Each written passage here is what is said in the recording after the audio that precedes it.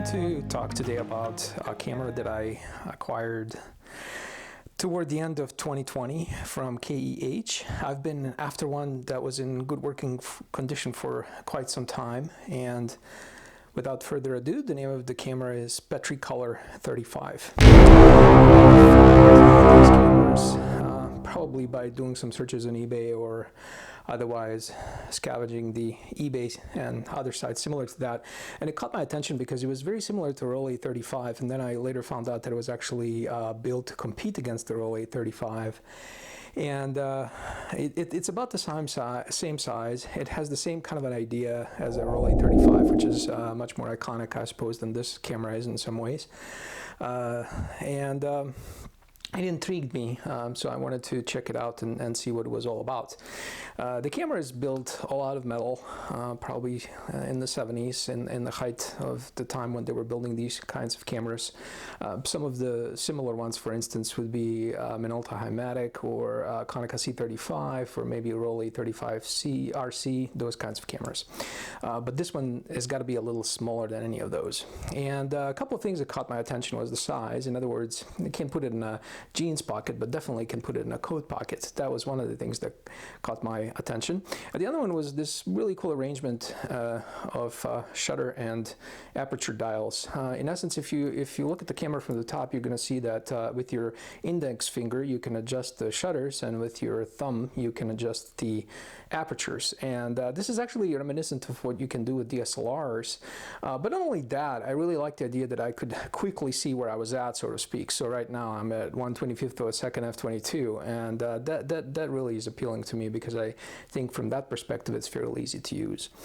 Ergonomically speaking, I guess we can start with that. One of the oddities of this camera is that it has a kind of a retracting lens. I think the idea was they wanted to show how tiny it really was, but of course, in order to achieve any kind of exposure with it, or to make it a fire basically, is you did have to extend the lens.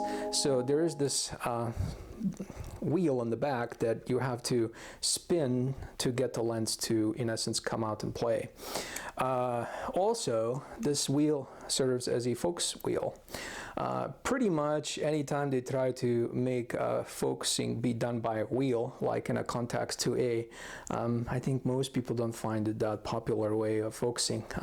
But to be honest with you, as I'll explain later, using depth of field, which is information found in the manual for this camera, you can get to a point where you barely have to use this wheel at all, and you're going to be able to take some very quick shots with it without any issue. I've ran 3-4 rolls through it already, and I don't think I've ever gotten an out of focus shot really. It's not really that hard. I'll explain later, like I said. Anyway, when you look through the viewfinder, it's just a normal 40 millimeter frame, because this lens is a 40 millimeter lens, f2.8 widest aperture. It's a coated lens, Tessar design, done by PETRI. I think it says just PETRI CC. Color coded most likely. Anywho, it takes very sharp photos, as any decent Tessar lens does, and so I think that's a plus for the camera as well. Also in the viewfinder you can see the distance scale, as it's not a rangefinder, and if you have one from the US in feet, it will say 3, 5, 7, 15 and infinity. Mine actually has meters imposed on top, so you can use it on the meter scale as well.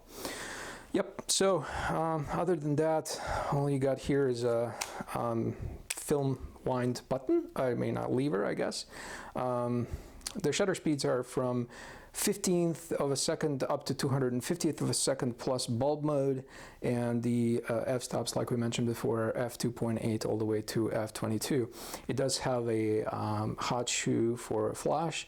It has a PC socket, and this up here is how you rewind your film. It kind of tucks in nicely when you're not using it and creates a fairly flush surface, which I like as well, other than this knob that's sticking out a little bit, but not a big deal.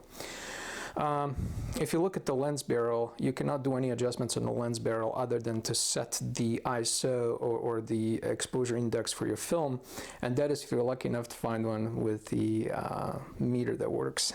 This one doesn't have a working meter. So basically, it's a match needle meter. I had one that worked for a while because I got two at one point, and it wasn't really that easy to use. It was kind of fidgety anyway, so I just use Sunny 16, and that seems to work just fine. Funny thing about the meter though also is that the battery is actually inside the compartment here. So in order to open up this compartment, you lift this lever up, you twist it counterclockwise by 1/4, you open it up, that comes right off, and there's your battery compartment right there. Also, since we're there, to install the film in, you would put the roll on this end, and you would just get this little film plane leveler cover off, or remove it out of the way, move the film over to here, wind, really just once is enough, close this, then put the lid back on, rotate clockwise to close, opposite of what you did when you opened it, and that's really all you got to do on that end. I find actually that it picks up the film very easily, so it only really took one turn and I was done. So meaning with the roll of 36, I was actually able to get 37 exposures, and one time I think you could have easily gotten 38 even, so you get 2 extra shots by not having to wind a lot. Over here on the left you also have the film counter. It works just fine, so no issues there. Alright, the last thing I'll say about this camera, other than I really like how pocketable it is, how easy to shoot with, a fun little camera to carry on around with you, is this issue of oh geez, focusing is really annoying, how do I use it? So one easy trick for that is I actually created a little cheat sheet on the back where I put across the top some high-level sunny 16 exposure for Tri-X film. So I wrote down to myself, if it's very sunny, use 250 f/22, if it's cloudy, use 250 f/11, if it's really cloudy or murky, 125/4, and if it's really bad, try 60th 2.8. So that kind of gives me some pretty good ideas. With a film like Tri-X or HP5, that's perfectly fine. You're going to get a shot most of the time, assuming you can tell what's the lighting situation out there. And so then if you look at, for instance, you go in a sunny weather out there, you set it to f/22. If you just look through the viewfinder once and you set the needle for focusing at 7 feet, you will actually have a depth of field from 3.5 feet to infinity. So that pretty much means that f/22, whenever you can use that aperture setting, you will never have to focus the camera as long as it's at 7 feet.